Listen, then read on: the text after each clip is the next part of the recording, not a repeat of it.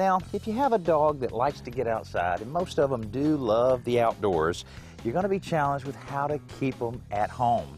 And one of the things that real popular is to, of course, put up fencing and all, but if you have a dog like Buddy, he might like to try to dig out like he's done several times here. But the real area that the dogs love to dig out under is right under a gate, because they'll see just a little bit of daylight. That's all they need to encourage them to go ahead and explore a little bit. So what I've done is I bought a simple landscape timber. They're very inexpensive, and a few galvanized deck screws, dug a little trench here, and then all I have to do is put it right in place.